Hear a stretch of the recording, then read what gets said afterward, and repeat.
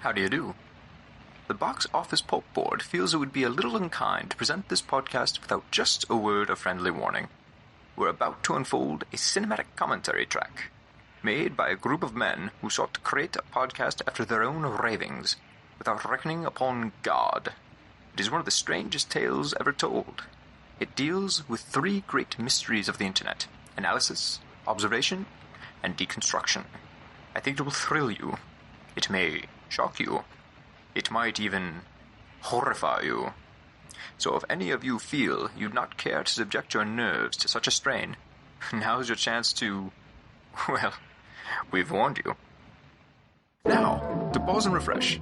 For your convenience, we have an attractive refreshment stand in the lobby, with buttered popcorn, golden good and hot from the popper, your favorite candies, wholesome and rich. So delicious, Dr. Pepper, so bright and brazen, with a tang and tingle unmatched by any other beverage.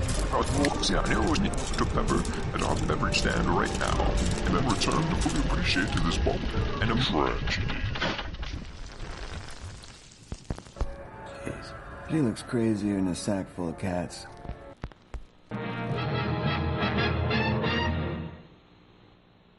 The following movie is rated R. Welcome to Box Office Pulp, your one-stop podcast for movies, madness, moxie, and tonight, everybody's least favorite Saw. That's right, this bop in a movie is covering Saw, the final chapter, aka Saw 3D, aka Saw 7, aka Saw, the worst one. It's bad. It's not good. But with that said, I'm your host, Cody. Joining me today are my co-host, Mike. Say hello, Mike. I don't have a Saw joke this time. I just want to detail exactly how angry I am right now. So I could be right now, as we're recording, is a wrestling match of Will Ospreay versus Josh Alexander 2, their second match. And I could be watching that, and instead, I'm watching Saw the final chapter. I don't have a joke. I just want you to know how much I'm sacrificing here. Mike, you did this to yourself by being sick. If you had been healthy, we could have recorded this weeks ago and just moved on with our lives, but you had to almost die. That was COVID's fault, which in turn is Trump's fault. Donald Trump is the reason I'm missing. I don't care if I'm DVRing it. Don't look at me like that. Okay, well, I think that's the end of Mike's rant. Jamie, did you get COVID or somehow get assaulted by Donald Trump on the way to this recording? Shockingly, no. Oh. I wish that things were more eventful. I'm looking at my notes right now, and at a certain point, I just kind of trail off and end with the line, "There are movies I've never heard of I care about more." I think that's going to sum up this commentary. That's beautiful. A great log line for the film if I've ever read one. But you know what? Those movies don't have the character of Gibson in them. Good old Gibby. I've already forgotten which one Gibson is, to be honest. He's the cop. Oh, yeah. He's our hero for the film. He's FBI, remember? He's we're the out hero of the for, local like, the... police department. No. He's The internal first half. affairs. Yeah. That's right. All right. Well, I remember it's made a distinction in the commentary that he's a specifically different kind of cop, so they're not repeating themselves. No. This guy, he's new. Don't worry about it. I mostly have been dreading this one because of the drink I picked. I figured as the worst Saw film, I should drop all pretense of trying to make a good cocktail that's hindered by Malort and just embrace the darkness.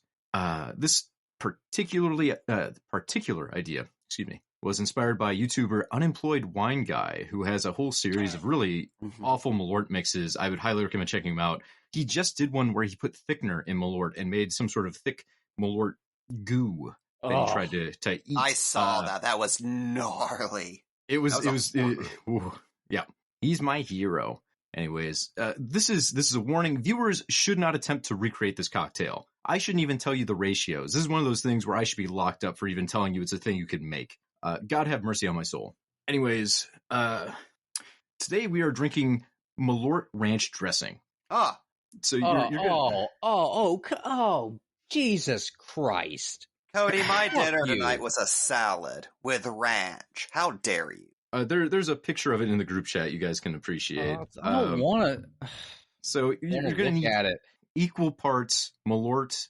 I use an ounce and a half. I hate that it's in a the cup that we share ownership of. Like, we both own that. Oh, the little skull shot glass? Yeah, I hate that. It was a present. I don't know why I'm tainting it with bad memories. First you make piss, like now you make cum. Excellent. cum. Yeah, that's what it looks like. So this It looks like spicy cum. That's well, maybe the taste. We'll find out. This is 1.5 ounces of Malort, 1.5 ounces of heavy whipping cream, and just get a little nasty.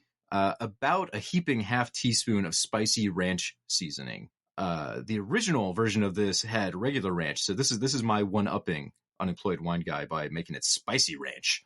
One note here: when you mix this stuff, you really got to shake it so it gets that kind of ranchy consistency. You don't want it runny. I'm drinking this one room temperature because that's going to make it better. And it's recommended you use full fat heavy whipping cream to prevent the mix from curdling and becoming somehow even worse. So basically dump it all into a shaker, shake, keep shaking, until it's a thick, horrible paste. I garnish mine with just another little dash of spicy ranch on top to kind of pretty it up a little bit. And that's the mix. My hands are shaking. I really don't want to drink this. I don't know why I agreed to do this. I did this myself. Take the medicine, Dr. Jekyll. All right, here I am holding. I'm describing this on a Snapchat. I'm now describing this to you and the Snapchat at the same time, so we're getting a video that's bouncing back and forth between too many people. I'm about to attempt to drink Ranch Malort. Bottoms up. Oh, Jesus Christ. Oh, no. Oh, no. Oh, that's... Oh, bad. I can hear the consistency of it in your mouth. That's the bad part. His name was Robert Paulson. Jesus Christ. I got like half of that shot down. There's an aftertaste of ranch. Spicy ranch. Oh, no, that is very bad. That doesn't taste like spicy cum at all. It has got the Malort after that taste. Oh, no, I didn't. I thought this would be the cum of a sexy Colombian man. Oh, God. Malort and ranch mixed together, just like this movie has two scripts bashed together. Yeah, survive, Christ. Cody. I forgot my mixer in the fridge. I'll be back momentarily. This one beat me. I'm not even going to attempt to drink the second fucking half of that thing. Oh my God. Jesus, I can't get it out of my mouth. Ugh. What's great is in the image is a God. Hidden Valley Ranch container right behind it. So it's a little advertisement. Well, Cody recovers. I'm doing something a little unusual tonight, and I've brought out alcohol myself. Apothic Red Winemaker's Blend, which is serviceable grocery store wine. Because even Jamie cannot make it through this movie completely sober. I just put on some pomegranate lip balm, and I have tea. So yeah, that's what I got going on. Okay, I'm sorry about that. That was awful. We'll finish it. Tell us, Cody. Cody, tell us. Do you cherish your life now? No, I want to die. This pushed me over the edge. I don't want to live anymore. It's still in... Oh, fuck me. I can't get it out of my mouth. It was in my mustache, too. Like, I had a little milk mustache and fucking Malort. I have to say, I'm glad we said it was calm right up front, because this is all hilarious now. I posted the reaction to my Snapchat story if you want to check that out. I love how much content we're getting out of this. This is good. Oh, Christ. This is good stuff. This is excellent. You should post that video on our X. It's true. I did save it so I can. You should do that. Yeah. We'll post on Blue Sky. I cannot. Oh, it's still there. It haunts me. You've made this movie worse for yourself. You're gonna have to sit here now. I can't wait for you to do movie facts while recovering from this. It's okay. I got a can of Hams, beer, and a fun size. I swear to God, I thought you were just gonna say a can of ham. I'm just gonna be slurping. It's a can out of the can. It's a can of Spam, and I'm just gonna chop it off my fork and just kind of slurp it down. Jalapeno Spam. Damn it, Mike! You ruined my drink for the next Saw movie. I'm sorry. Spiral is gonna be Spiral. Fuck. Okay. Bop in a tragedy. Bop in a tragedy. Let's get this train out of the station. Mike, you want to count us down? Sure. We're watching, not that it matters if you're watching the unrated cut or theatrical, because there's like 11 seconds of fucking difference. But, you know, if you even want to watch it with us, you may not want to. That's fair. I suffered for this art. You better goddamn review us on iTunes and watch this whole episode. I'm going to count to 3 after I say 3. We're all going to press play and get through this hour and a half. My mustache smells like fucking ranch. I can't get it out. God. 1, 2, 3. Movie fact time. This Yeah. one was directed against his will by Kevin Breuder. Well, we'll get into this a little further, but this man was legally forced to direct this film. He was lined up to direct Paranormal Activity 2, which he knew was going to be a massive hit. And then Lionsgate came down and said, we don't really want you working with the competition. You had a contract. We're going to enforce it. Fuck you.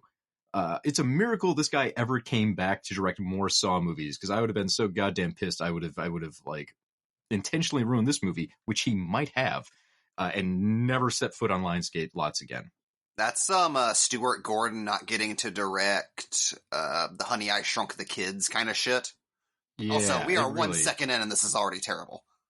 That is impressive. 3D pipe. This entry was written by Patrick Melton and Marcus Dunstan. You know them. We've talked about them. Really, the weird thing is they've been writing these since like Saw 4, so it's surprising that this one takes such a nosedive in quality, but we'll get into that as well. There's many reasons why that happened. Our cast. Tobin Bell shows up wearing a baseball hat backwards. It's very funny. Costas Mandylor is pretty much kind of our main antagonist now as Detective Hoffman. Betsy Russell is back as Jill. Cary Elwes is back, as you can see, crawling through this grimy hallway as Dr. Gordon, a moment that I think all Saw fans have been dreaming of since Saw 1, and then we get this, and it's like, oh, that was, I guess, what we wanted. I think the producers had been pretty coy about Gordon's fate for all these years because they didn't know if they could bring him back or not due to the lawsuit that was happening between him and Lionsgate. I mean, according to the writers, like every single movie, the question on everyone's mind was, is this the one where Gordon comes back? Like that was always what everyone would have preferred to have done from the sound of it. Right? Like imagine if they'd just done this at like 4, like they brought Gordon back in 4 and all of a sudden we had a driving force between antagonists. It could have been really cool. Instead, it's this. Burn that stump, baby. God, that's got to smell bad. And rounding out our cast, we have Sean Patrick Flannery as Bobby. And it's kind of wild seeing a fairly well-known actor step into a Saw movie. We don't have a ton that have appeared in here. And it's weird that it's so late in the game. You know, Saw 7, they're like, oh, let's get another big-name star. The dude was young Indiana Jones in the Young Indiana Jones Chronicles. Most people probably know him as Connor McManus in the Boondock Saint films. He was Greg Stilson in the Dead Zone TV show that ran for 5 years. Plus, he was on Masters of Horror, Dexter, CSI, and The Boys. So he's been all over the place. Oh, look, it's this Saw trap. I got to skip some movie facts because we got to talk about this. We have to talk about everything going on here, which first is of like all, a microcosm. I just want to say, it wasn't until the very end of this that I realized this wasn't an in-universe parody I was watching. Because this looks like it's from a Stab movie. It feels so silly. They're both wearing matching outfits, like Jigsaw dressed them up in perfectly new white, like Henleys and coveralls. It's Brad! And the reaction of the crowd is very weird. There's a reason why all the other Saw films happened in secret, because it just feels very silly when they're in a glass box.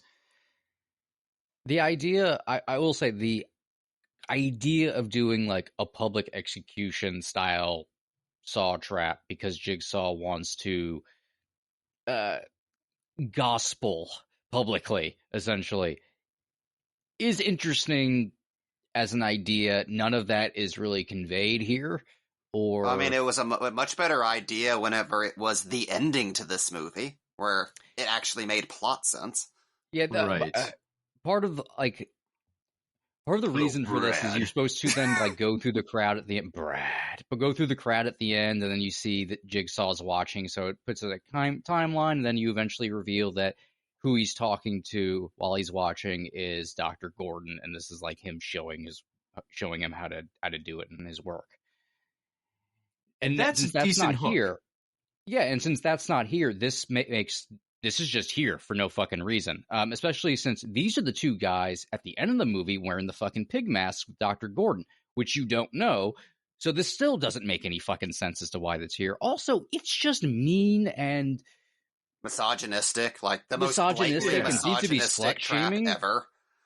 Yeah, Also, you both like like this saying something girl, 'cause and she most was of the other dating ones other didn't. guys. Kill her. It's a I don't silly understand trap. Jigsaw's point. Yeah, I don't know what kind of lesson. It blows my mind that this is Kramer, considering this is the most designed by Hoffman trap I could imagine. 100%. Also, the thing that's so depressing about this to me is that up until this point, they've been so deliberate in the Saw franchise, even if it's weaker moments, to at least cast people who aren't just the people you see in every other shitty 2000s horror movie. Yeah. This is the cast of a Platinum Dunes movie getting slaughtered right here. It feels like a softcore porn cast most of the time. Yeah. And people love to pick these kind of traps apart to be like, how would you get out of this? This one seems pretty straightforward. Like, it looks like there's enough give in the saw where you could have one guy lean way back and pull the saw blade over so no one has to get chopped in half. But I digress. That's the nitpicky. That's what happens when a movie sucks. You focus on those stupid little details and you get hung up on them. It's all surface shit, but you can't get it out of your mind because it's too hard to go pick apart all the reasons why it sucks. Another thing about this trap, it was kind of a mandate from the studio. The writers were told they needed a big spectacle scene that didn't feel like it was part of any previous Saw. So their idea was, okay, we do something very public, something brightly lit, and you end up with something that looks cheap instead. Another thing we kind of hinted at, but I wanted to go into more detail, was this movie was supposed to be 2 movies. Saw was supposed to have a 2-part finale that ended with part 8. But when they decided to use 3D for this film, they lost a ton of budget, and they were kind of like, okay, well, let's just wrap this up now. Lionsgate isn't going to necessarily approve us for an 8th film, so we can't do a cliffhanger. So this whole thing was rewritten into one movie, jammed into 90 minutes, and this scene, like Mike said, used to be an ending, and now it just becomes a beginning, and it doesn't really fit. But I feel like the writers must have been under the gun enough where they just said, okay, we have to repurpose what we have. We can't come up with brand new ideas. Just save what you can and slap it together. There's a lot of... Most of the plot of this movie, and I use plot loosely, is made up of things that shouldn't have been kept when it was combined into one film. Yeah. And it's so fucking puzzling. Like it's crazy to think this was the end of Saw for so long, because it has no real point to it. It doesn't seem to mean anything, and is mean-spirited, and is made up of just a couple of concepts. I mean, whenever you're planning to do 2 movies that are one movie of setup, one movie of payoff, and then you have to combine them, you lose the stuff from the setup movie. Yeah. Like, why would you even think to adapt anything from the script that isn't the end of Saw? The only point for the original Saw 7 to exist was to then tease Gordon at the very last scene. Exactly. Plus, that particular trap bothers me because you can see exactly how the magic's done. Like, you can see she's hung up on that big beam so she can stick her head and hands out, and they have a fake body built on top of that beam with the guts in it so it can get sawed. Yeah. And it's like, okay, that's really obvious filmmaking compared to a lot of the other stunts they've done throughout the series. And it's also one of those things where it's like, this bothers me a lot too. But it's like, seeing him get away. Seeing him get away is just like such a bad omen for like where this is going. Jill, run! Zoom! But yeah, and that previous trap just drives me wild because all they would need is a little bit of realism of the body's weight hanging it down a little bit from the beam. Like if you show a couple of shots of that. The pink blood doesn't help either. Yeah, it's... blood in this movie is terrible. God, when I rewatched this, I thought this was a dream sequence at first because it felt wrong. Like It feels somehow like something Hoffman, from a Rob Zombie movie. yeah, she runs away and somehow Hoffman like heads her off by accident, and he just busts down that locked door without a problem. It's weird. It's supposed to be cat and mouse, but it's mostly her just hiding. That he takes the mask with him.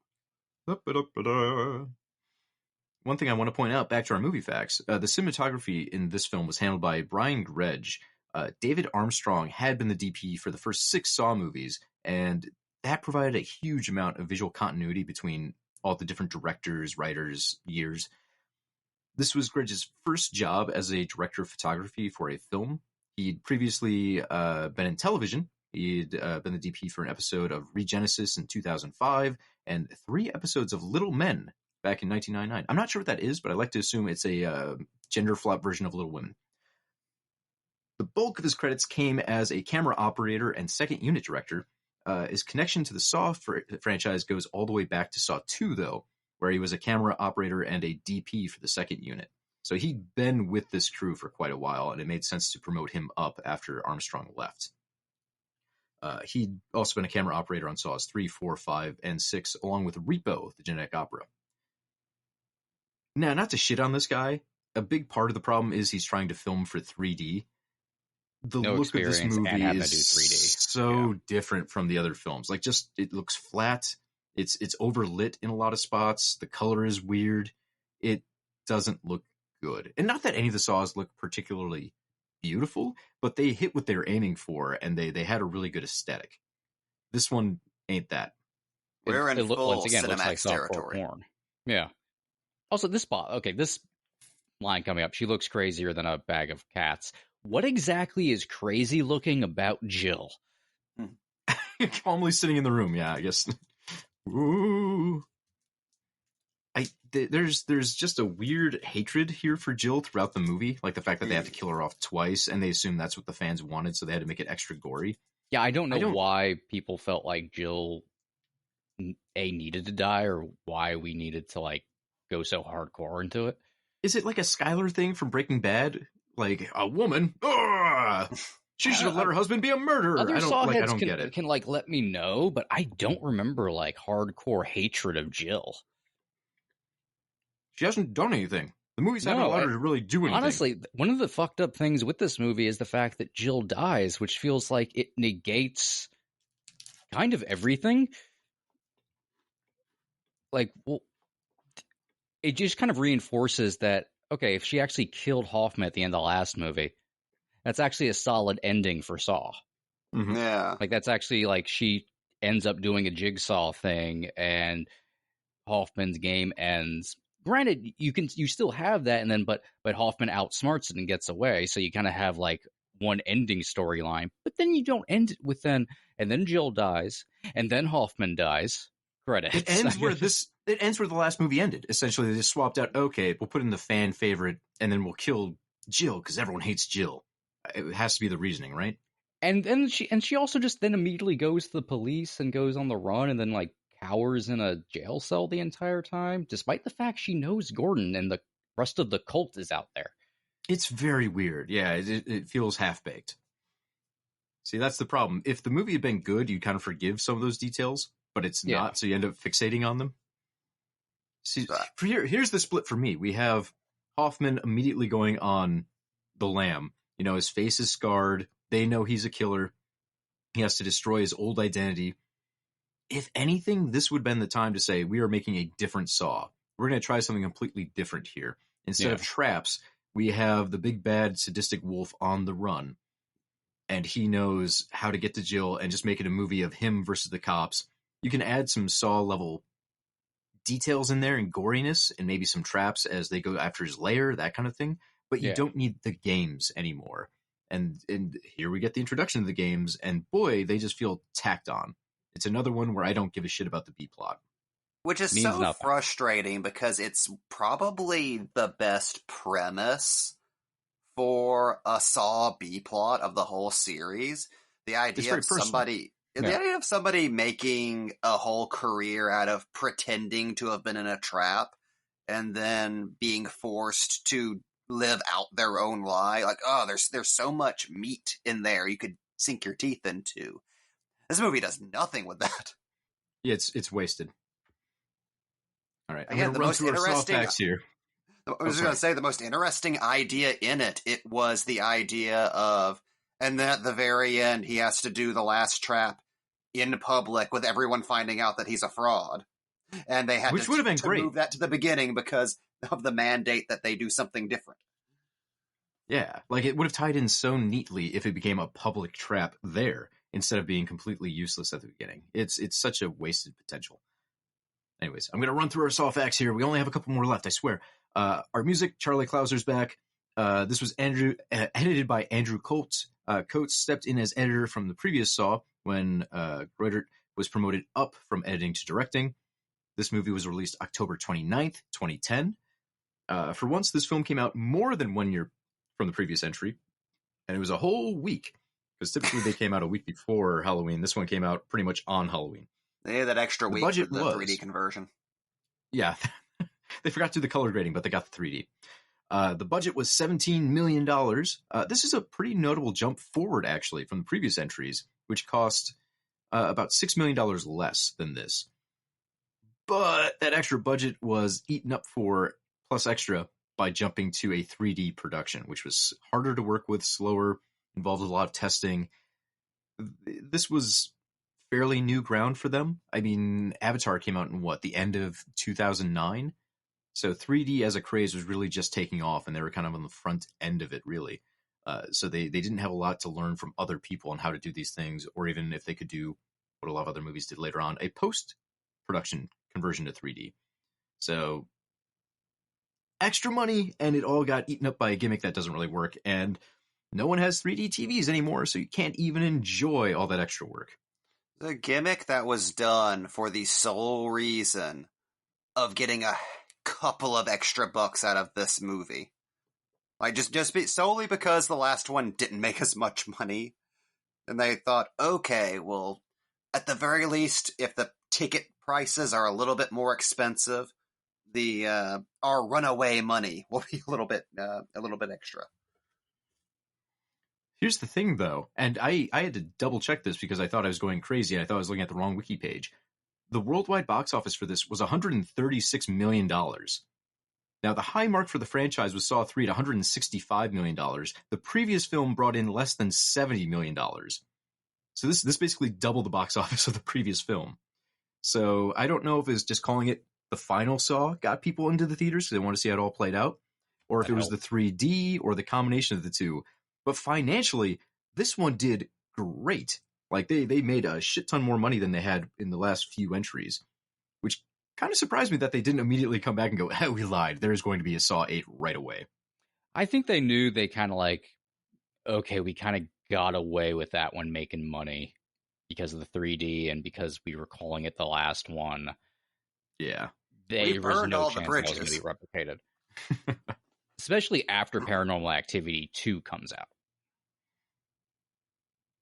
All right, enter the stupidest thing in Saw history. And once again, just feels like something out of, she's kind of scantily dressed, and it's just weird, and it's you get Scarlett Hoffman though, so that's cool. Yeah. Literally the only good thing about this entire movie is Hoffman having vaguely Jigsaw piece-esque scarring. Like, he suddenly marvels Jigsaw now. It's a silly way to kill someone, too. Like, even in a dream, the best I can come up with is we have a slowly moving harpoon car. It's so bad. You can also see Jill's tits for a split second there, meaning that they went out of their way to animate that. Anatomically correct mannequin. Okay, so we're into this trap, which at least is visually very cool. Also, hey, Chester, I really miss you. For fans who don't know, this is Chester from Linkin Park, who was so into this, he was okay with a role where they essentially glued him into a car in the middle of the freezing night. It angers me so. He was a big Saw fan, and it angers me so much they finally put him in a Saw movie, and it's this one for like his only movie role of all time.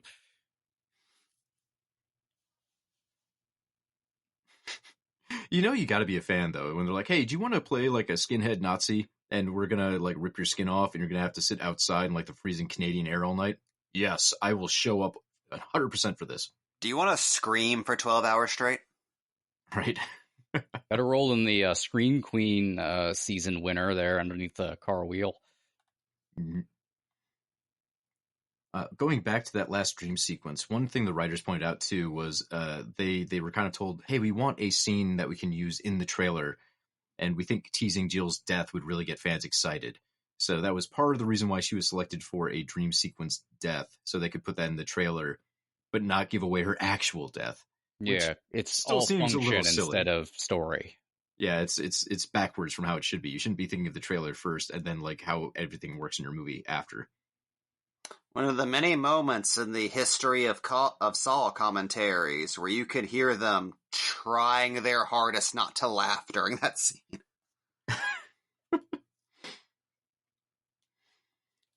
I think it says everything that there's not a director's commentary, but there is a producer's commentary per usual.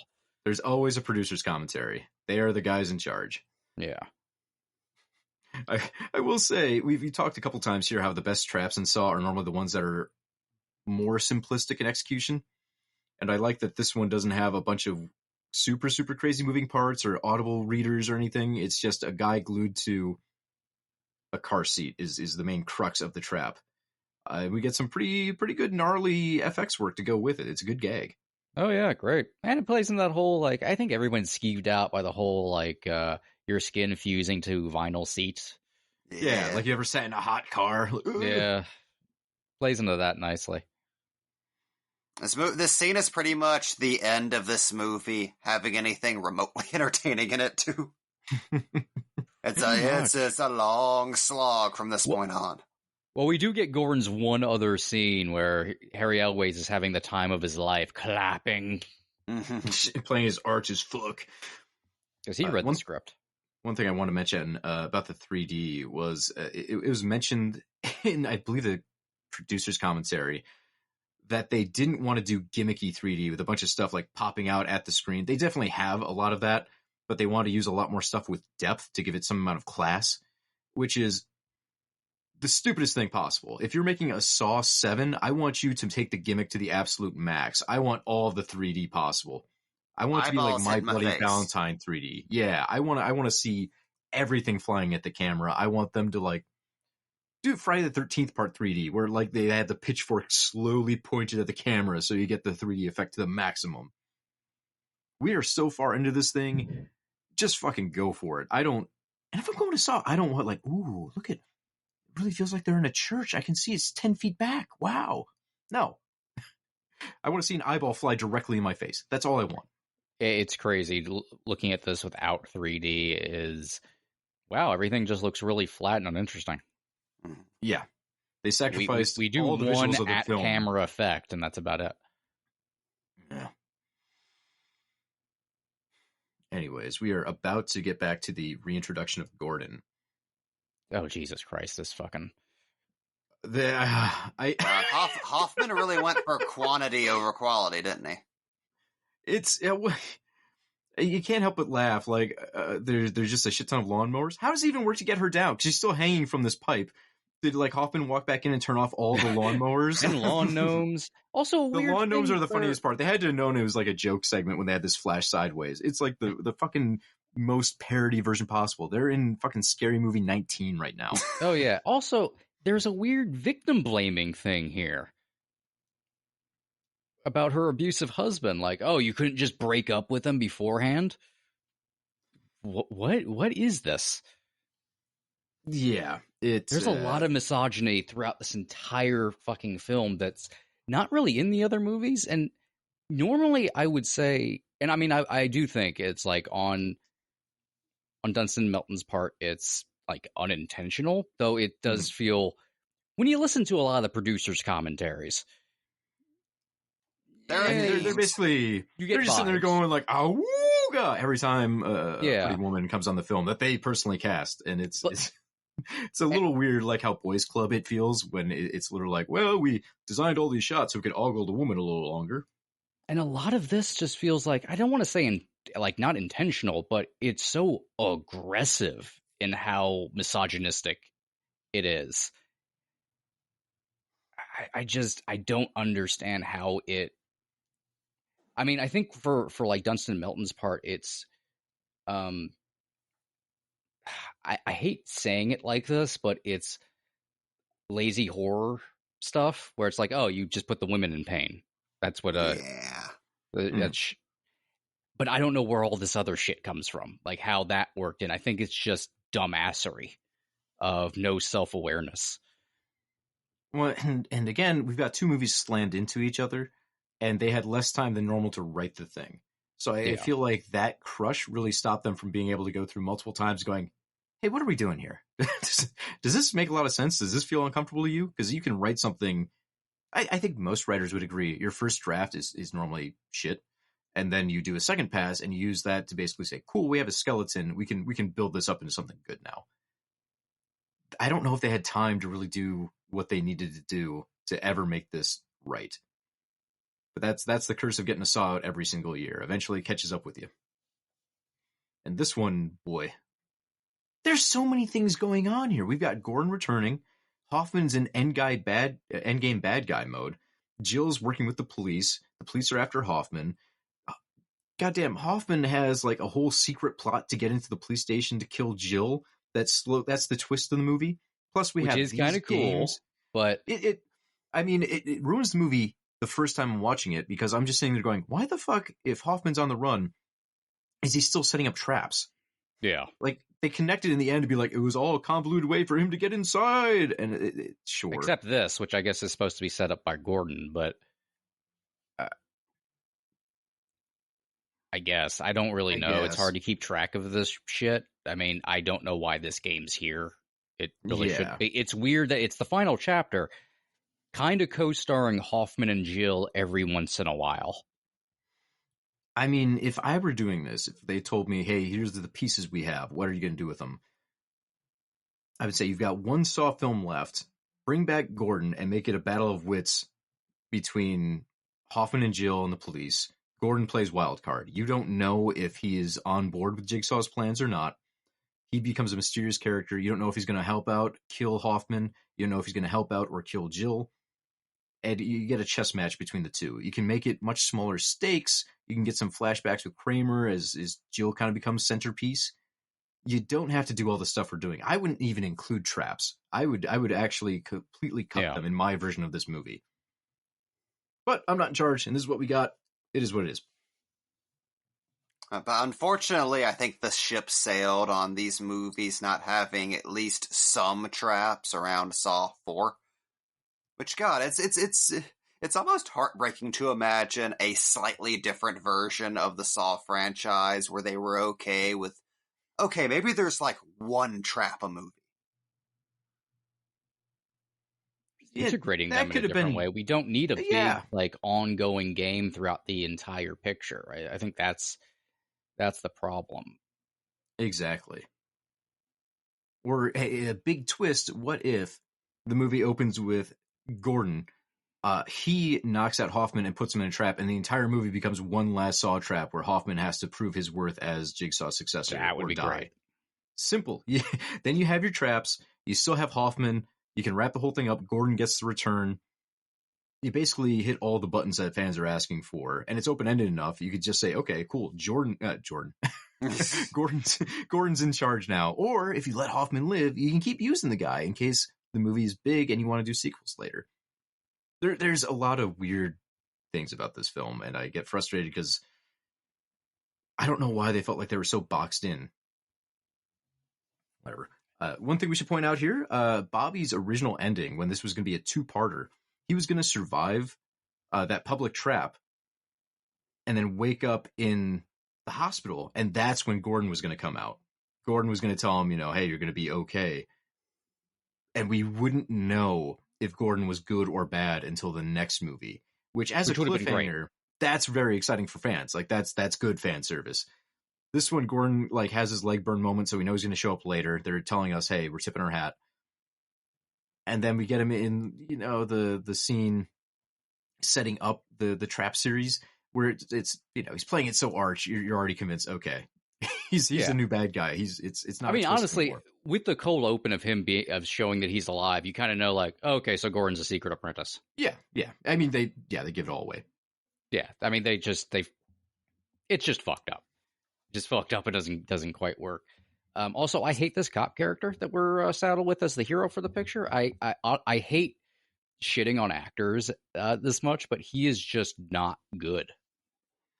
They gave him a surprising amount of free reign, I think, in the performance. They kind of talked how he was allowed to run with the lines a little bit, and that's how he gets some very kind of unusual line readings. I think I forgot to mention doing that Saw franchise. Yeah, the character Gibson is played by Chad Dinella. Lovely human being, I'm sure. Yeah, I don't want to shit on this. I don't want to shit on. I'm not shitting on him as a person, but this performance, I'm not saying he's even bad in other things, but the character is bad. The performance feels like he's looking at the camera. It feels like it's one of those type of performances.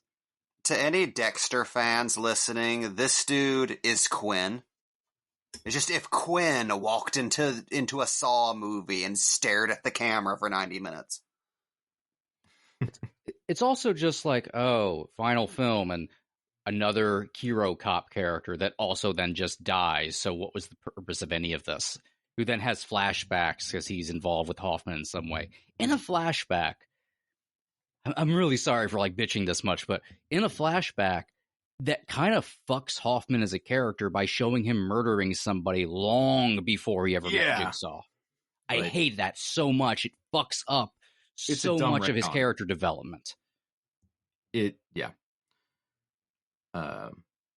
Boy, for a movie I don't like, I have a lot of things to say. I gotta spin back a little bit back to the Chester Bennington trap. That one had actually been written several times for Saw films, and they could never find one it really fit into. I think they had really wanted to use it in 6, and they just couldn't find the great spot for it. But because it was the last film, the producers were a little more lenient in letting folks kind of get their pet goals in, I feel like. And part of the problem is that. Does it fit? It's the last one, though, so if you really want to do it, go ahead. It's the last one, so this is the one we'll just fuck up with randomness. It's so weird. I mean, we have a couple of traps that are repeated, or not repeated, but brought back from previous drafts or exercised from other films. Particularly the unmade Saw 4. Yeah, like the teeth having combinations on them, so you have to yank your own teeth out. A trap where, you've got wires in your throat and you have to carefully remove a key. There's a bunch of stuff that had already been written, and they went, damn it, we would love to use this someday. Yeah, we're almost out of days. Here we go. Gordon's flashback stuff is Donnie Wahlberg's from that script. Being nursed back to health and all that. Also, normally there's a hook with the traps, like you're supposed to learn something. This one's just kind of a test of your agility, I guess? Yeah, I have no idea what the purpose of this one even being a trap that he could have then just immediately died and was supposed to be. The other ones at least are like, a see no evil, hear no evil, say no evil kind of thing, because they're all liars, but that doesn't really... Oh my god, it only took 4 movies for the writers to realize that there should be like a philosophical theme to their traps. Like, oh, you figured out the Saw thing in the last movie. Saying that everybody is really you were dumb. A prickly pear. Below you are spikes. If you don't want to be scooted. Also, this innocent woman who we will later see burned alive in the dumbest trap in this entire series. Yeah, if they maybe said some sort of hint that like she knew what was going on and enabled it, but instead like, no. I swear to God, whenever I first saw her appear, I thought a female Billy was going to wheel out and then give her her own trap. Slay.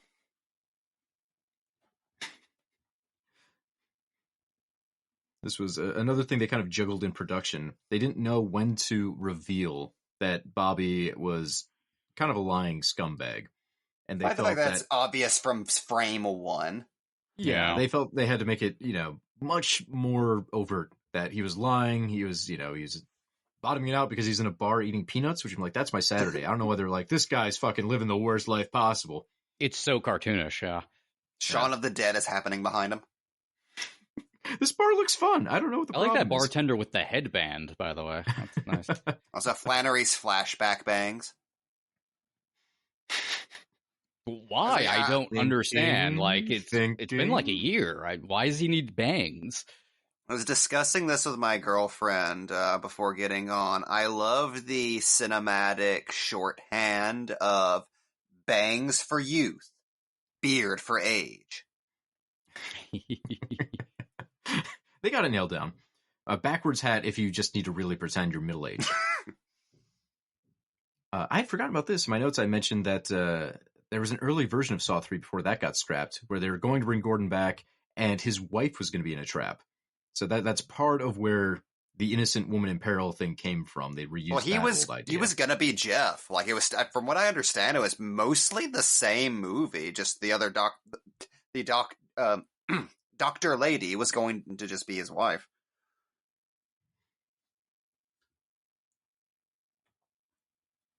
It's weird to look back. Like, would any of the previous Saws have been better if they had brought Gordon back in?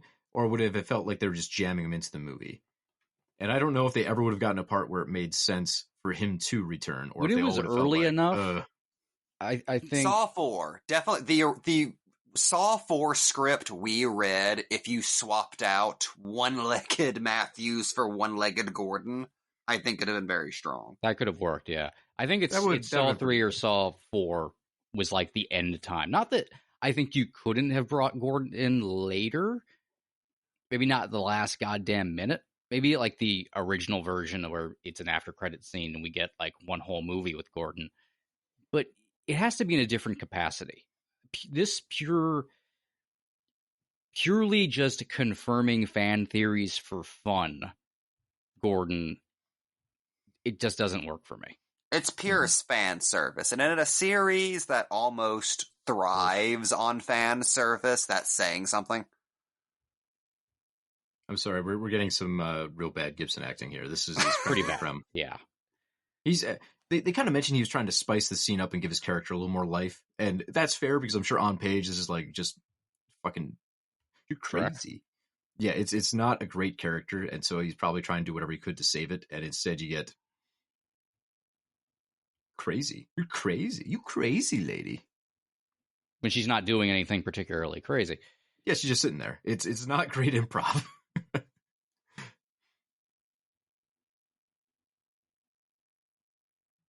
Repeat Safe House a couple more times. Also, a little weird, like, hey, we know there's like a super serial killer in the city with unknown number of accomplices. Let's just leave her in town. It kills me there was an original version of this where Hoffman sends them a pizza.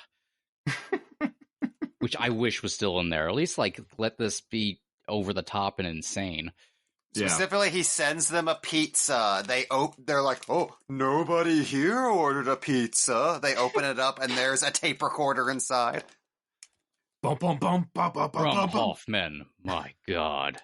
Which means that he told the pizza delivery girl, hey, can you write this on the inside of the box for me?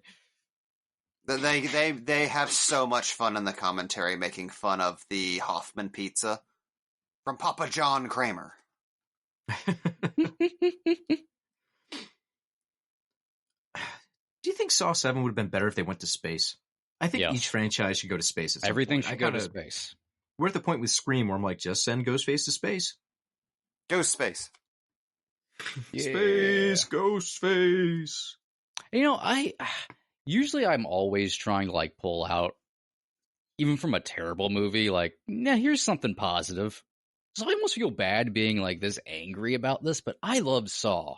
I hate this is how technically the series ended for so long. It's to go back to the director. He was in line for Paranormal Activity 2.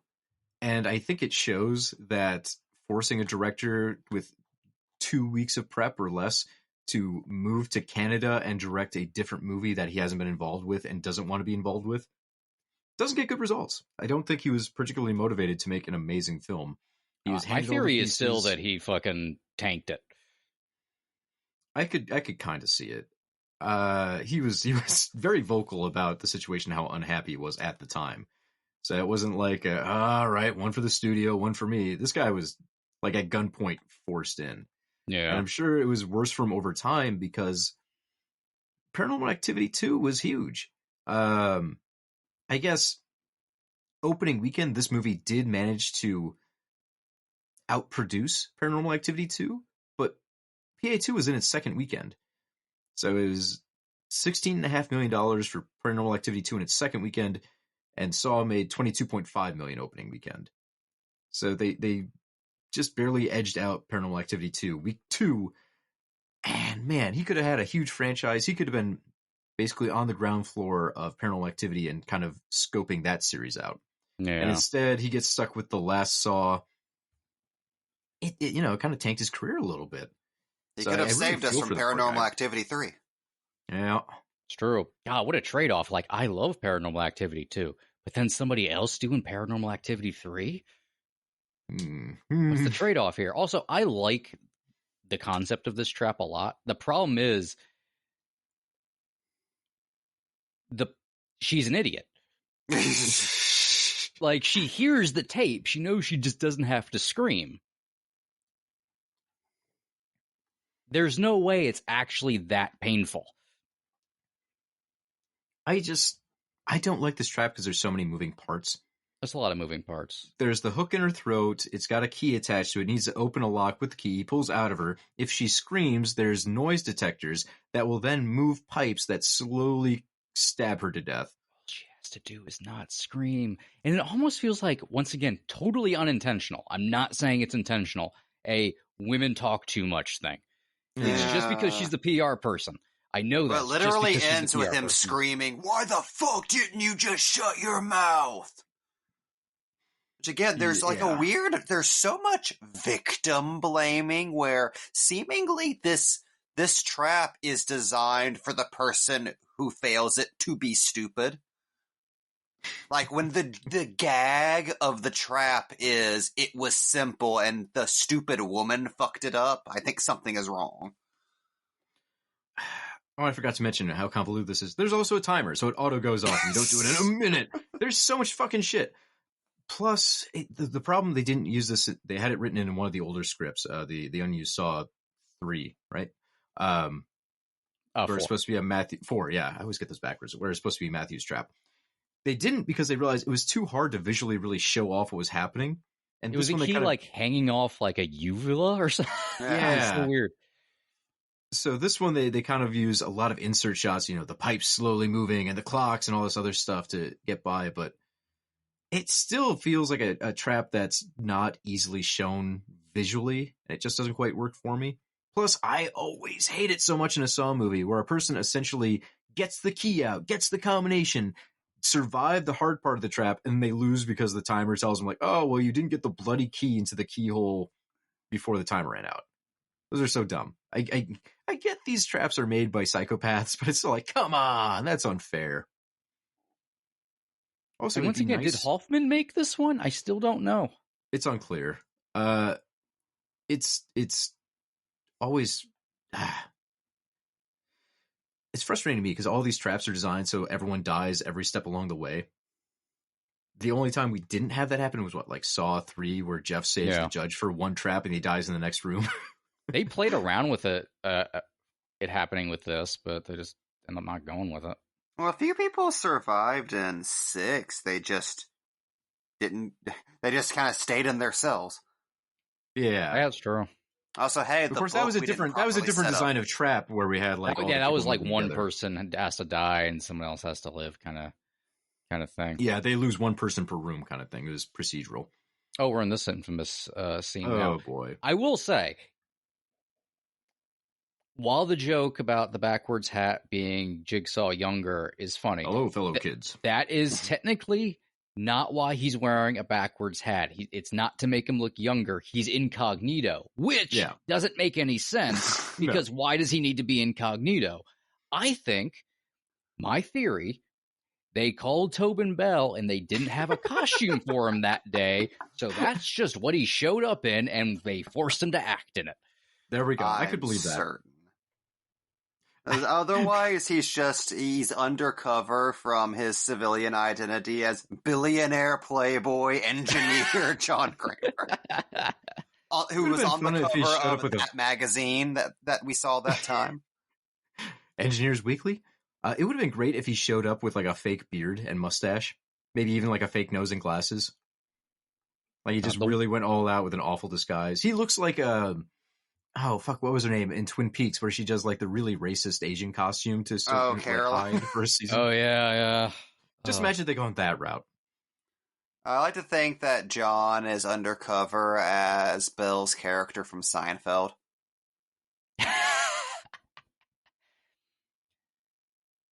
Also, is it just insane to me that this is the only time Tobin Bell appears? I mean, I guess he does like in the Gordon tape later on for a brief second, but it's the final Saw movie. It's one of the reasons I consider this an island. I don't consider this part of the trilogy that we got following Jigsaw's death. Is none of this has anything to do with Jigsaw. Yeah. At a certain point in the scripting process, this was all like, the final act of Jigsaw's will, but with none of that left in the finished product, this is just a Hoffman joint. So this, like you were saying earlier, with this being just a delaying of Hoffman's inevitable death from the end of the last movie, this is just a weird side thing to get to the exact same place we left with Saw 6. So it's almost like this movie doesn't fucking count. Yeah. Pretty much, yeah. And, I mean, there was supposed to be, like, the tagline, his disease is spreading. And they originally had an ending where everybody else wearing the pig masks, while Hoffman's chained up, about to get a game over. Everyone's taking their masks off and saying they helped me. And you hear that's, like, hundreds of people, which would have been at least an ending that had, like, a purpose as to why this is a Saw movie. Like, okay, this is actually at least part of the story. It would have been stupid and wrong because it completely misunderstands the point of the original trilogy of movies but whatever. I mean, it would have been almost a fun little twist on that, right? 3 ends with Kramer realizing, like, this didn't work, I didn't change anyone, this whole thing was a failure, and he kind of laughs about it because he's like, oh, well, I guess all my dark thoughts about humanity were right. Imagine if it ends after he died, he actually did inspire all these people, and it did work. Well, that's a grenade they've been trying to pull the pin on since Saw 4, which is setting up a cult of Jigsaw. Yeah. I'm sorry. Great idea. Billy crashing through. Yeah, I know. It's so unintentional. There's so much unintentional hilarity in this movie. Sorry, I have a message for you. I was like, couldn't use the door. Billy always seems like he's going to fall down a flight of stairs. Like J5 and Blank Man. This trap bothers me because the method of death is so similar to the previous trap we just saw. Where metal spikes will slowly pierce you. It's a little Fulci. I like this one a lot more than the other one. Oh, yeah. A thing to note, this trap was one of the few times we have confirmation that Kevin added his own little spice to it. This was already designed before he came in, and his only addition to it was adding a third spike that would go into his mouth because he thought it would make it a little more cruel, which I agree with. I'm convinced that is only because if it's just going into the eyes, it's the pedophile trap from Saw 4. That too. There's also that. Also, that is a sign of a bored director, by the way. I just want to make this interesting for me. Yeah, more pipes. I will say, I do prefer this trap out of most of the other ones, simply because I'm always a fan of trap designs that center around the idea of taking on somebody else's pain. in order to reach a goal. That's something I would love to see an entire Saw movie based around, because I think those moments get at what Saw is supposed to be about more so than most of the other traps. Very much so. Yeah. I don't want to get Jigsaw canceled, but doesn't he seem a little ableist? Like, you have to physically be able to lift up this trap to save this person. Should be mental. Should be a mental trap. Oh, I would love to see somebody with ADD having to do all this shit. This has to solve a Rubik's Cube. Oh, God, wait, where was the key? Fuck! Can I have that written down? Because I'm going to reread these like 8 times. I threw out the like Hot Pockets instructions when I'm making a Hot Pocket. I can't remember all this. I'm just paralyzed with all my choices until the last 20 seconds of the trap, and then I try to do it all at once. Going back to the Cult of Jigsaw thing. Sorry, the whole trap is just, did you remember to take your meds today? We're going to find out. The whole trap is just designed to make Did you or did you not? You're just given a pill bottle with a single pill. Did you already take them? Bum, bum, bum, bum, bum, bum, bum, bum. Flashback to like you continually forgetting to take the pills through the day. Better take 2 just in case. Surprise, you've OD'd. Take 2. Call me in the morning. Slams the door shut. It doesn't make any sense, but it's a great one-liner to end the movie. It doesn't kill you just get explosive diarrhea. What a film. But going back to the Cult of Jigsaw, I do think instead of it being the survivors that are inspired, I think an interesting twist on that is if you did do the public display because he's trying to put his message out there, the idea of non-victims of Jigsaw taking up the mantle of Jigsaw because they're inspired by what he's doing, even though they're not going through it themselves, and then becoming a fucked up, backwards cult version of Jigsaw is really interesting for where the series could have gone. That's more reason not to like Jigsaw. It's stolen valor he's given these people. Hell, that would have been an interesting, considering stolen valor is the point. The point. Yeah. Also, I love this not Mary Lynn Rice cup here. Once again. So, Costas Mandylor apparently was a pretty big fan of this character. He really enjoyed that they gave him a big bad role that had a little bit of complexity to it that he could work through. And the character became more one-dimensional as they went through, and he just morphed into full-on bad guy Hoffman. He has nothing to do with this movie.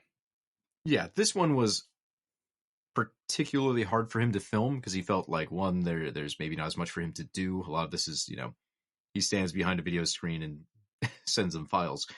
2, back to 3D, the setups were so tough, he would just have to sit around and wait all day for them to get everything set up the correct way. And they couldn't move the camera like they could before, so everything has to be kind of just locked down for a lot of his scenes. It sucks because he was on board. He was a fan of the series, and then he even kind of admitted, the last one wasn't particularly engaging to make.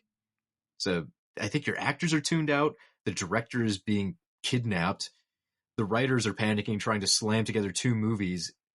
Everything here was designed to make this film shit. Well, I mean, who the fuck is Hoffman at this point? He has no motivation besides getting away and getting revenge on Jill for making his mouth hurt. She went to the cops. He had to burn his ID. He's very sad about that. But Hoffman has been in the process of being exposed for 3 movies straight. Right. Also, say hello to the most nonsensical fucking trap in this entire series. Yep. It's so weird. I actually like the philosophical idea of this trap, just for him being a motivational speaker. So try to guide somebody to not fucking die is actually, like, that's a cool idea, and I like how low tech it is to that degree. Saying that, it's also kind of hilarious. It's also weird how it's so not cruel, despite the fact all the other ones featuring women were really cruel. I feel like they should have They should have just spliced this one in between the two women dying from pointy spikes, just to give us a hint of variety. Yeah. I mean, this trap was supposed to be more ambitious when they first designed it. The whole room was supposed to be pitch black, and there were going to be night vision goggles. Turns out that's really hard to film. Like, there were going to be flashes of light that would allow Bobby to navigate the room by memory. And, yeah, even without 3D, that would be so tough to film and get the audience engaged in if they only get glimpses. Could have been really interesting, actually, from an audience point of view, if you just had like a 3-minute segment that's only sporadically lit by strobes. It would have been a really cool callback to the first film, too, in Adam's apartment. Yeah. But instead, they figured, okay, that's too hard. We'll kind of brighten the whole room up. We'll get rid of the 3D and the night vision and the flash idea. You still have the gist that Mike was explaining. Like, there's thematically something there, but it still feels lackluster. Also, like the dude can just stay up against the fucking wall. Yeah, they're not really selling the danger to him. I mean, they have that glass bottle that just fell, but it also doesn't feel as scary as some of the other things that he's gone through already. And they don't even particularly establish his fear of heights that would really sell this. If they went out of their way to tell us, like, this guy cannot stand being more than a foot off the ground, and that's why his original made-up trap was so scary, you'd have something to work with, but it's not here. Also, the automated noose seems overly complicated, and it's not gory, so it doesn't even fit in with a lot of the other stuff that's been happening. And the key bouncing off this guy's chest to fall to the ground like another, oh, almost had it, just makes me laugh. Once again, Bobby could have just gone over there and gotten it, and we would have been good. God dang it, Bobby.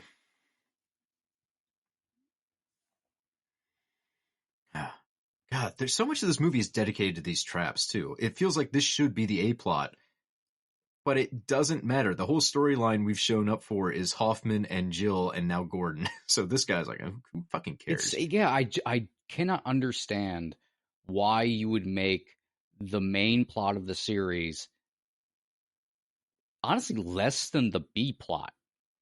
This movie's only an hour and a half long, and I think the Hoffman stuff probably only takes up, 10 minutes? Yeah, probably about that, 10, 15.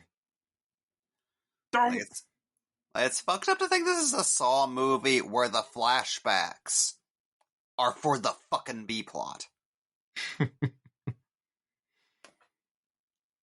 I mean, it's...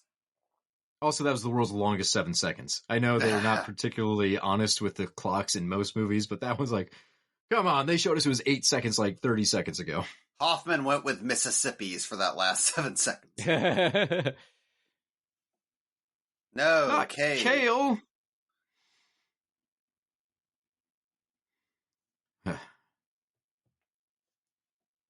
These guys. Hey, woo! We're back to the other plot. Let's go, officers. At this point in my notes, I've written down, I can't believe I'm going to say this, but can we please get back to Hoffman? It just makes you mad because you're invested in that stuff, and we keep being torn away from it. Yeah, they spent 6 movies building that up. Why would you ever go away from it? That's the thing we're actually invested in. Yeah, and the Hoffman plot is... It can be... It wouldn't take up an episode of a TV show. So here we have a flashback. Woo! With just like the most stereotypical crazy bum. Like, cop, smash him with a bottle. In this 1980s alley. And we have Hoffman murdering because that's just how he likes to clean up the streets. Which is not the Hoffman we had been previously introduced to. Yeah, and they're trying to set up almost like a twist thing, like this guy's fate was to interact with Hoffman. The writers have explained it. The idea is Jill would be comfortable with this guy because he and Hoffman have history, and so she could trust him to fight against Hoffman. But it doesn't feel like they've linked those ideas together sufficiently. It's another last-minute hero character. to come in for one movie and then disappear. Right. Also, I know Saw is not known for its subtlety, but a whole lot of shit falls under the umbrella of police brutality. You didn't have to have Hoffman grease a bitch. That was the most efficient way to do it. Like, he shoots him, you all know, oh, that Hoffman, he's a real bad egg, and he was before. It's honestly, it's lazy writing. We need backstory for these two guys. Okay, Hoffman kills somebody in front of him because, you know, Hoffman's the bad guy. Wait, doesn't that like completely go against the characterization for Hoffman we've previously set up for what makes actually Hoffman really interesting as someone who became like a serial killer? Yeah, but we really need backstory, and we have to film in about a week. I don't even think they needed needed It could just be Hoffman really wants to kill He's Jill. just a fucking Here's cop. a cop. Yeah. That's all you got to do. You don't really... I guess it pads the movie out slightly to get those extra scenes in there. You don't have to backstory everything, but it bothers me so much to see Hoffman kill somebody before he was supposed to. It just... The thing that actually made Hoffman interesting is the fact that Jigsaw fucked up and made a serial killer. Yeah, and we don't even get like a good payoff from the cop to Hoffman. It's not like there's a test for the cop and Hoffman's trying to put him through the paces one more time. This is just another guy in his way. Like, it doesn't... It's weird Hoffman's even aware that, like, he's involved. Right. Again, it's just... I would say if there's one gigantic overriding issue with the Hoffman era of this series, I've been thinking about this a lot lately, like trying to put my finger on, like, what is it that causes that disconnect? It's just, at no point does Hoffman ever feel like he, as a character, is an extension of the traps, or the traps are an extension of him. In the first 3 Saw movies, Jigsaw is Saw. Like, John Kramer is in every one of those traps. He's in those environments we spend time with. Even in the ancillary characters like Amanda, we see his influence. Hoffman feels like you could have deleted him from the movies and conked in a different apprentice, and it would flow exactly the same. At no point do I feel Hoffman's presence in any B-plot. Yeah, they're all function. They're all what you feel are the producers sitting around coming up with them. Like, imagine a series where all of Hoffman's traps are, like, I don't know, like, kind of like what we saw some of in Saw 5, like very punishment-based, medieval stuff, like the rack, like that. That's interesting. That's seeding like a whole like potential for symbolism and shit, and just the graveyard of wasted potential from these 4 movies. Ugh. Hoffman deserved better, is what we're saying. Which is weird. It's weird that I never thought I would have come around. The last thing I thought I would say was, man, Hoffman got shafted as much as Amanda. Oh no, you've been Hoffman pilled. I've gone Hoff mode.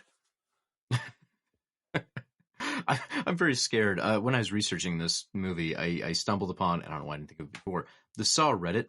I was just scrolling through, and someone posted a picture of young Costas Mandylor without his shirt on, barefoot, and they're just like, Hoffman feet pics, and it just... I'm like, I'm done. Look, I don't there is need to know a anymore. whole sexual component to Hoffman, so I'll face it. It's very strange to me that Costas Mandylor was a heartthrob for like a year.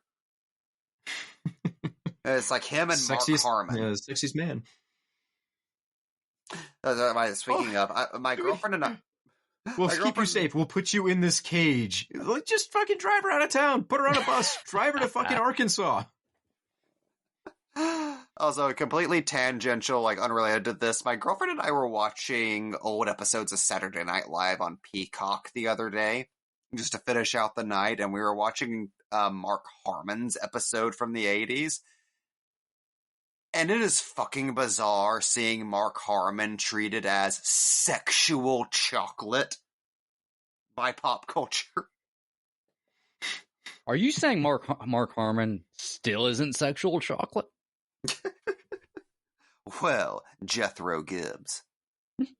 Sexual white chocolate, by the way. I don't want to be accidentally racist. Yes, I'm so fascinated by flash in the pan sex symbols.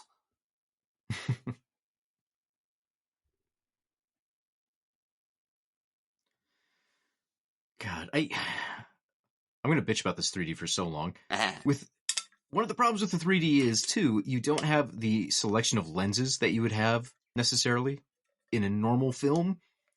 Wouldn't this be better if the guy's pulling his teeth out and we had macro lenses and we could like fucking get in minute detail and really see these teeth getting yanked? I know. This is an entire scene of a dude putting his hand in his mouth. Yeah. The description in the original Saw 4 script of that bit is so good, and here just like he just looks like he's trying to gag himself. Oh no, they're in the green warehouse. Me out.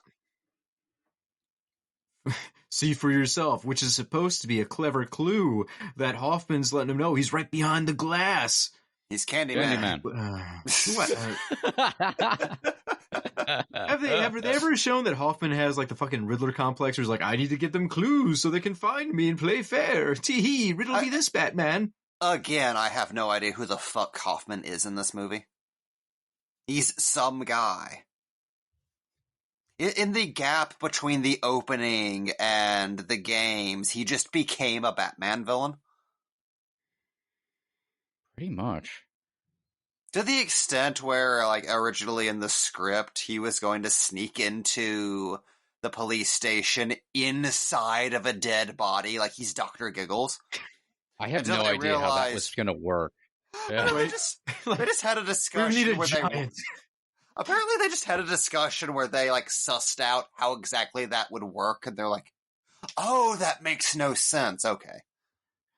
Like, you only got away with it in Silence of the Lambs because it was a face instead of a whole body, and they would have noticed it pretty quick if they weren't desperate to get the guy medical attention. Yeah. Also, like, Mandalore is fucking huge.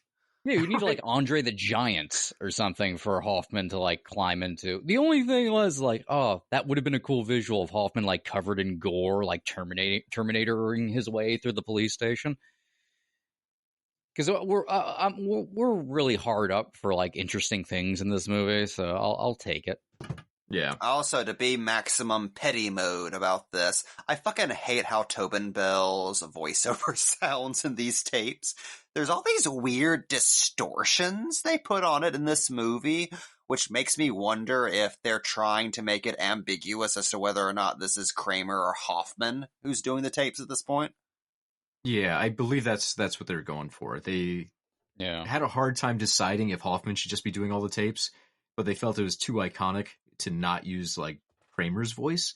So they tried to compromise as much as they could and muddy the waters so it wouldn't necessarily be easy to tell. Again, it just makes it more uncanny. It makes it feel like you're watching a fake Saw movie. Yeah.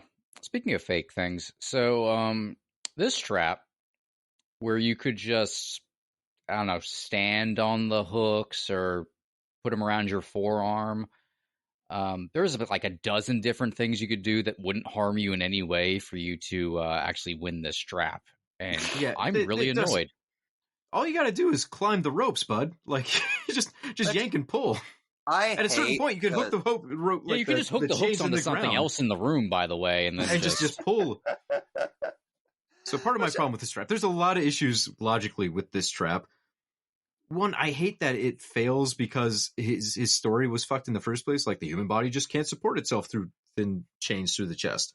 Like, if you're gonna do that, fucking skip all the other shit. Why are you putting like 5 people to death just so they can figure out like, oh, a mechanical fairy would have stopped him no matter what? Let's kill an innocent woman and a lawyer and a PR person and a liar. 2, like, what? If the whole trap's designed so it will just rip his chest out and he never could really complete it, if it's done the way they designed it, why even put him through the other parts? Like, they know he's not going to learn anything because he'll be dead at the end. That's so frustrating because the whole idea of this is it's based on the sundown ritual, which is supposed to be completable. Well, I guess And I You should put it backtrack a little underneath bit. the muscle. That's the thing. Yeah, I guess like he doesn't really die. It rips part of his chest out, but just like a surface wound. So I guess all the rest of the stuff is to make him feel bad, and hopefully he'll learn a lesson on top after his girlfriend is brutally killed. Yeah, pretty much. I mean, we don't see him again in this. There wasn't a need for the rest of his plot, so there's actually no purpose for. How silly is that? Like, you don't even have to show the character's fate because you just be like, whatever. We're done. Oh, sorry. Credits. We're missing the big twist of the movie, which is happening with 20 minutes still left. Wild. Flashback. Hoffman was cheating his way into this police station the whole time to kill I do Jill. like Mastermind Hoffman, so this is kind of fun to that degree. Where do you think he put this body? You put him in the other room and dressed him up, remember? It looks so silly when that head just bounces. Like it almost shot looks was like such a it's just a bad fucking dummy. mannequin. Yeah. So I will say, God. Breaking Bad totally ripped this off. yeah. I was about to say, do you think they saw this movie in Breaking Bad's like, okay, well, we've got a machine gun. What are we going to do with it? I mean, it fits in with Saw because it's always a convoluted trap, but it's like, just put a pipe bomb in there, bud. Why do you have an automated machine gun you've snuck in here to your lair? Science, bitch. It's just a silly way to off these characters. You don't even get a real face-off between Hoffman and this guy. He realizes too late Hoffman has a plan, and then he gets gunned down. To continue to make this movie better, imagine them just leaning into the silliness, and we get an entire movie of Hoffman on the run with gadgets, like mini saw, like he just throws saw traps at people and shit. They've all got spirals painted on them. So I'm fascinated by the fact that they had to seed this coroner dying like 3 movies ago. I do like Hoffman going through and killing everybody in the police station. I do like that. That's cool. It's fine. It just feels so weird because the other trap is essentially wrapped up, and they still have a whole fucking act of the movie where like, oh fuck, okay, good, we've done the trap stuff now. Let's move on. More traps. So I do like that they point out in the writer's commentary that the only reason they can afford a SWAT team is because Bowsman did it in Saw 2. He got to do it, why not us? I like to think that if Saw 2 hadn't have happened, the police would not have been a part of the Saw franchise. I really appreciate how petty that trap was because Hoffman wrote, "You were warned" in spray paint inside the room before killing them with like mustard gas. Like, you don't have to be a dick about it. You already are going to murder them. They've got families at home, man. Come on. Bobby, I love you, but you were so dumb. You were just so dumb.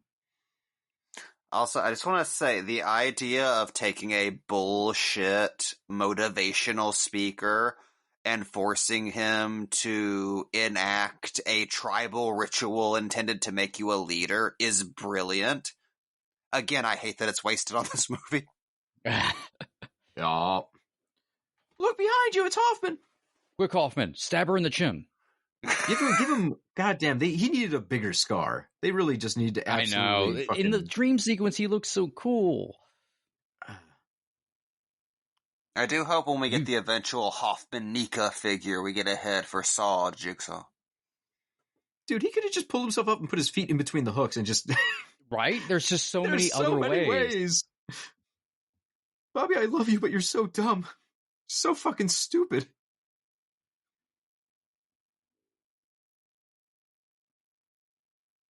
I'm just fascinated. Like, how did that get all the way through production? And they're like, well, we already committed to the bit, so we were stuck with it.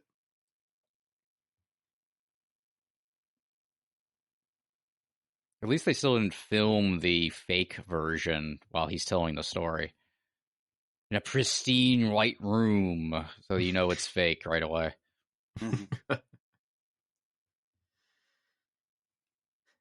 So do you think at this point in the franchise, were you burnt out on these nondescript grimy warehouses, or do you feel like that's an iconic Saw thing? Like, I was every burnt time out on it by pretty much Saw 4. Yeah. I feel like it gets old, but it's just part of the film franchise. It'd be weird, like, if you did a Nightmare on Elm Street movie and it didn't have some sort of, like, weird, grimy, like, boiler room kind of aesthetic at points. Beyond 3, I feel like most of my favorite traps are the ones that intentionally eschew that aesthetic, like the breath trap in Saw 6. Yeah. I feel like there's so much about this franchise that is limited. Like we said way back in the Saw 2 commentary, like that's the movie that damned the Saw franchise because so much of it is aesthetically trying to ape that specific movie. And I think the trap locations is a big part of that. Like, I'm not saying we need the pristine white room, but God, there are so many more interesting places for us trap to take place in than some warehouse somewhere.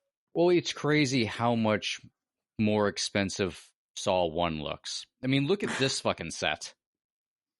I laugh every time I see this because they have just glued some like blobs of blood onto the cell bars when this guy got shot. It's like the stickiest blood in the world there. What's going on? It looks like a set from like a high school theater production. Like, it's so fucking terrible. Oh, we're in Killer Clowns from Outer Space right now. All right, so Jill actually gets a little bit of fight back. How do I look? You barely have a scratch in comparison to what you should have. It's almost like they didn't have money for makeup. Yeah. That'd be hard to put on every day. Let's just not do it. So Jill fights back for about 1 second, and now we have another Super Jill runaway moment. This guy's still yanking on these chains because they have to make the climaxes kind of line up, even though the story should have been done 10 minutes ago. And even though they have nothing to do with one another. I love that the story has not ended solely due to editing. God, this is the movie equivalent of the end of season 2 of Daredevil, where that Elektra fight that goes on for like a week. Go, Bobby Iron Man! Ew! Another thing I never RoboCop walk. Another thing I never realized until listening to the commentaries was that she's going to be roasted in essentially the brazen bull, but it's the brazen pig. I never realized it was a pig until they pointed out in the commentary where the writers were kind of annoyed that no one understood it. Oh no, Jill forgot there are lights in this fucking building. It looks like a spaceship, actually. Yeah, I don't think there's a single fan in the world who likes the brazen bull trap. I think everybody finds it overly cruel, and it's just really stupid. And aesthetically, it just doesn't look that good. Also, what happened to Jill's character? It's just so weird. She used to be a character. Does her own art and shit. Does Jill do anything in this movie other than skedaddle? She does stab Hoffman that one time. But this is hilarious. Like, she just goes in this room and hides, doesn't even put up a good fight. She's a doctor, so theoretically she's smart. How did Hoffman not see her there when he walked fucking in? Jesus Christ. The blocking on this whole thing was just, we gave up. Just put her in the corner, let's get it done with. The tragedy of Jill being undone by her weakness, a locked door. This fucking giant mechanical wonder Hoffman apparently had time to make. Fucking, there's so many moving parts. Oh no, she's trapped in the Millennium Falcon and it's crashing. And then she's burned alive, and then we cut away from this, never to cut back. And it has absolutely nothing to do with the rest of the plot. It's just not even an attempt to make it tie into anything else. Well, there's a moment where the cops are busting into the place to say, we got a live one! And they're only showing corpses, so I guess that's supposed to imply that the timeline was set up where they were finding him alive at the end. Also, but they couldn't show it then because it didn't line up. Absolutely lovely getting our one C-bomb of the franchise. Excellent for Jill's exit. Yeah, it's not even a quick death either, right? Like, they have to actually show her suffering. Like, that'll show Bobby. It's so brutal.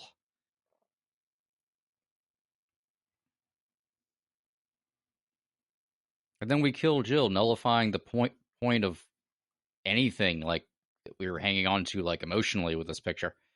Kill Jill, who's wearing, I think, yoga pants right now? I believe so. And it's Kramer's just legacy was such a failure. He got his wife somehow killed twice in one movie. He fucked up that bad. It's frustrating because, like, okay, so if he had, like, Gordon and the cult of Jigsaw and all that, why did he need to put Jill in danger to kill Hoffman?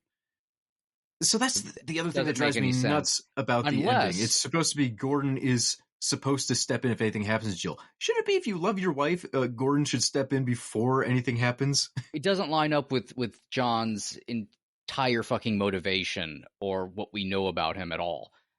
Unless it was, and I don't think this was what was intended, I think this is just haphazard writing, that, like, oh, it's John trying to teach Jill a lesson, so having her finish Hoffman's game by, you know, having that whole thing with the reverse bear trap tied into a Hoffman trap that he views as unwinnable, as that's what he sets up, and tied to somebody else's fate.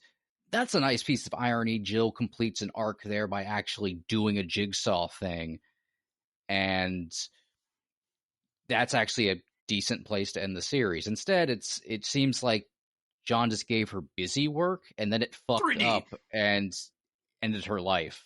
And I don't really understand why you would make Jigsaw look like an idiot. He looks dumb. Jill looks just like a worthless, weak character. And this is silly to me because as soon as Mandalore leaves, he is instantly knocked out by Gordon. Like, we got a Gordon signal. The whole time. Yeah, like he was just waiting for this to happen. Why not fucking go in there and do something beforehand, man? I'm sorry, this bothers me so fucking much. Why is Jill's death treated as though Hoffman is being awesome? Right? Like, you get a big fucking superhero shot of him going past the bear trap he gave her, that she gave him, to the original bear trap with the Saw theme playing. Like, yeah, gonna kill the Jill. Producers and the writers. And he gets a game over too. Yeah, you know what game? And the writers and producers are like, act like everybody wanted Jill to die, but Jill wasn't the bad guy. Hoffman was. Jill was more or less the hero of the sequel trilogy. Yeah, she was like the main arc after Hoffman, without them having her actually do anything. I guess to give the film some amount of credit, they mentioned over the last 2 hours, it's like the city's been on fire. 9 policemen are dead. Jill is dead. So I guess word got to Gordon through the news, and he just immediately knew where Hoffman was hiding. So he came to take care of business, gathered up his cronies in like 15 minutes, and there's a lot of ands. He got Brad and Ryan on a speed dial. Saw chat. What you up to, boys? We got some killing to do. It's such an empty flashback, because at this point, we know Gordon's going to be involved. They didn't bring him back for one scene so he could clap and then walk out of the picture. Yeah. And the flashback that he was working with Kramer the whole time, again, what? Because of the opening of the movie, we already knew Kramer saved him. There's no surprise to it. This is just empty fan service to pad the movie out. Fan service. I do like that little move there of Tobin Bell anointing him with the water. It's also this makes no sense other than it's from the Matthews script. Why does he give him a cyber leg?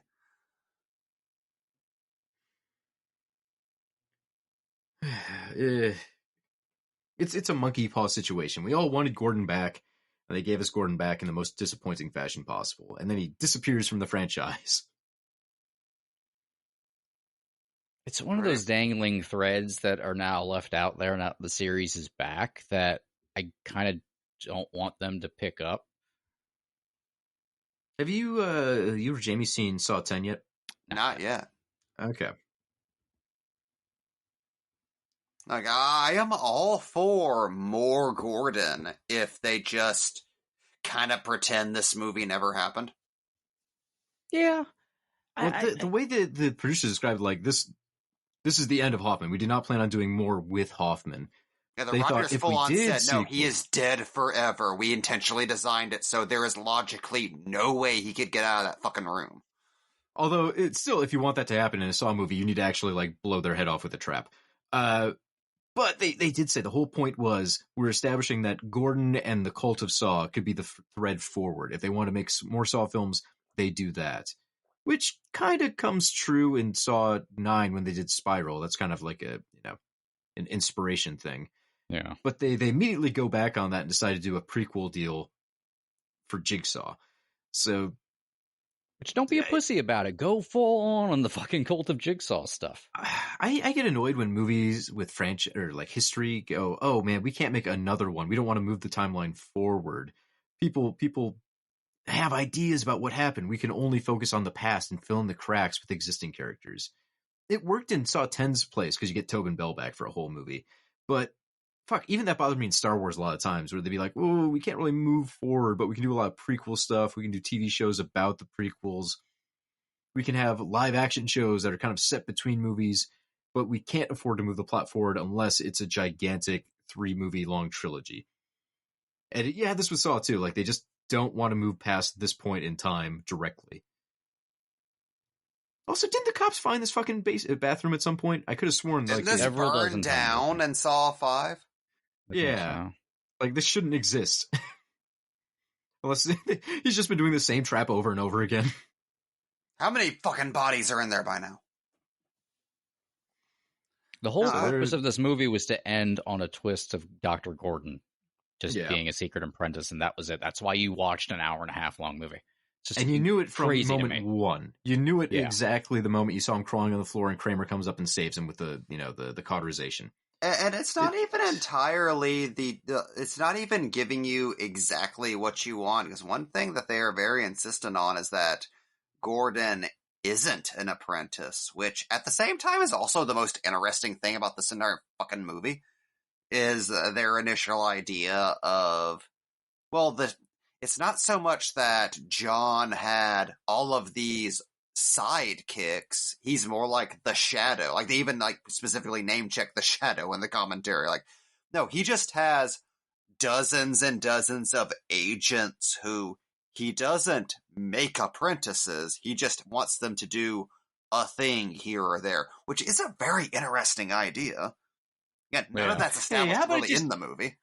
It's just a little murder. Come on, bud. A little favor here. A little eye key here. A little amputation there. Come on. Come on, between friends. Come on. It's the idea that, like, okay, he doesn't have extra apprentices, but he has these people who hold, like, idolatry to him, where he can ask them of things. Because, in Gordon's part, there's some like Stockholm syndrome there because he nursed him back to health, which of course isn't really in the movie. But if you read the original Saw 4 script, you might be able to like parse that out. Mm-hmm. Also, just the idea of like, again, they kind of ruin it with the editing of the reveal by showing like, oh, he did apprentice things and he was the man with the limp, which doesn't really make sense continuity wise. The idea of Gordon's role solely being, hey, if somebody hurts my wife, kill him. Like, that's an interesting moral gray area where Gordon isn't necessarily an acolyte of Jigsaw. He's just someone who hates all of this bullshit so much he can be trusted to kill the next Jigsaw if he acts up. Yeah. I guess all I can say is that yesterday I had friends over and we watched The Warriors, and then today I had friends over so we can watch Saw 7, and it's such a letdown. I was so much happier when we were watching The Warriors. Nobody needs to watch Saw 7 with friends. I can't believe we're doing it. Yeah. Is this the angriest commentary we've ever done? Kinda. The plus side here is we have, still, 3 more Saw movies to go through to finish this thing off. I'm kind of a fan of Jigsaw. I know most people don't appreciate it that much, but I feel like it kind of gets back into middle ground of Saw quality territory. It's okay, I think. Spiral hasn't won me over, but it's trying different things, so it feels refreshing. I don't know if anybody likes Spiral, but that's the one I'm really interested to check out just because of what a tonal shift that seems to be. Yeah, I feel people are too hard on it. I kind of feel that way too. It's not there's a little bit of hyperbole. But after 7, I feel most of it's a step up. And then Saw 10 works. I don't know if I love it as much as everyone else, but I still had a good time with it. And it feels like a much bigger return to form than the other two attempts at rebooting the series. So we hit a low point here, folks, but they're going to get better. And I say all this waiting for Saw 11 to come out in September and dash my hopes one more time. Dun, dun, dun. They're doing everything in their power to make that bad, so... I have paid no attention to production on that, so I don't know where it lands in the series, if they have a plot synopsis out there, who's coming back, who's not coming back. I'm kind of excited to go in blind for that one and then be disappointed when they just fuck it all up. We hope for the best. Who knows? Maybe. I mean, I didn't expect 10 to be good, and 10 was fun. So who knows? Maybe 11 will also be fun, and they just ride that lightning. I'm content with the fact that they made one last good Saw movie. I'm always content with a series if it just has one more good one after a drought. And the nice thing is, you get Tobin Bell really flexing his muscles the whole time. That's what we've wanted, the whole franchise, and he deserved it. Only got flashes of. So that's cool. This movie didn't have it, so nope. Good thing that happened later on. We are officially done with the original Saw saga. I should make a new rule where I don't have to drink Malort anymore. Like I can switch to Fernet or something for the next You're couple. welcome to. We give no, you an hour I made rules, Mike. There are rules to this game. It's the rules. It's the rules. The wildest thing about doing this series, I got to be a Saw head again. It's been a while. The series broke my heart. But I walked away weirdly coming around on Hoffman and kind of coming around on 5 and 6, which is very surprising. Yeah, same. Like I actually I haven't really talked about it that much in this commentary series, but I kind of have always hated the Saw franchise. Like even right down to like not liking the original movie whenever it first came out, and I've been very, very slowly warming up to the series over the past decade after revisiting 1 and 2, and at this point I think I can say like this series, like this commentary series has made me a Saw fan, which I was not expecting. I came in pretty late. I didn't catch any of the Saw movies in theaters during this initial 7-movie run, so I caught them basically through IMDb comment recaps. So my impression of what the Saw films were didn't match up to the actual films I saw the first time. And I'm glad I was able to revisit them years later through this commentary, because now I can see them more as they are rather than the weird expectations and fan theorizing that had built me up through the years. It's nice. It's just seeing the movies as they are. Not all of them are perfect or great, but there's some fun to be had in there. Like a lot of horror franchises, Saw isn't that much when you look at the individual movies, but the entire series together really is kind of impressive and kind of stands as something. I hate how this movie ends and how it ties everything up, but I love, on paper, the idea they made 7 whole movies over 7 years that are really one big story, that they didn't do weird jumps to, 5 years in the past and continue on that thread, or they didn't do another character in a different city who's going through different Jigsaw killings. These first 7 really are one big story, and that's pretty fun. I love that someone took the big swing and said, let's just keep pulling this thread and see where it unravels. There's nothing really else like that. The closest is like the MCU. Child's Play, kinda. I mean, they jump around a bit, but it's... Child's Play, kinda, but they do jump. Continuity, they do make some big but it jumps. jumps around a whole lot. And there are big gaps between entries. And Child's Play is not really one big story. Like, the series has done a lot of work towards tying everything together, but those are very distinct eras. Saw is basically one graphic novel series that has been going for 10 movies. That's probably a good way to describe it. Like one big trade paperback. And then a couple of, like, Watchmen reboots, let's just get a different guy in here. Let's see if he can kick this off again. Before Jigsaw. Well, okay. We got some positivity in there after a lot of complaining. Thank you, folks, for hanging through this one. Just remember, I have drank Malort for your sins, so don't get too mad that you had to sit and watch Saw 7, because we also suffered. We put ourselves through the same trap. Cody drank the cum.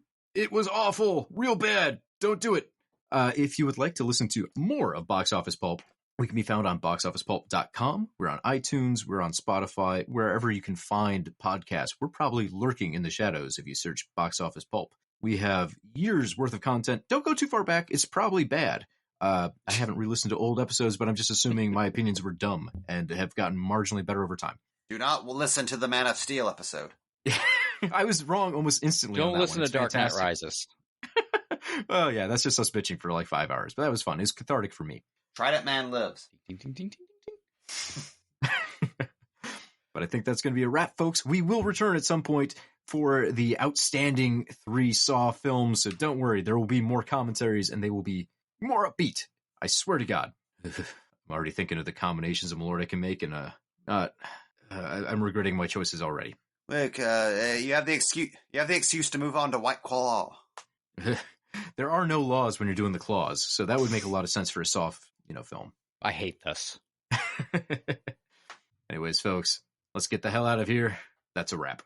I liked it more when I didn't have an idea what I was going to say to wrap up episodes, because it felt like I could hit more ground and have one more good joke. And now it's like, I've said the things I'm supposed to say. How do I stop this? I can't get off the roller coaster. You get more out of life when you go out to a movie.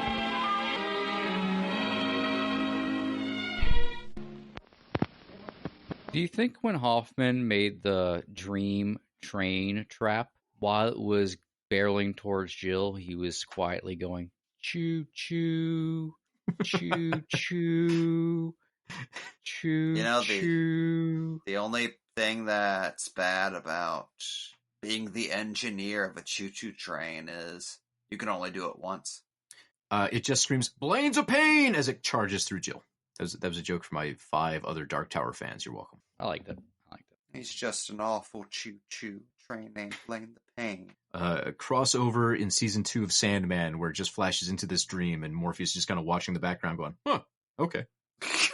Also, God, it really says it all that this movie ends with Hoffman saying, "Game over," with no inflection, and then politely closing a door as Jill dies. Leaving, locking the doors behind him. Starting a small little fire. He cares about safety.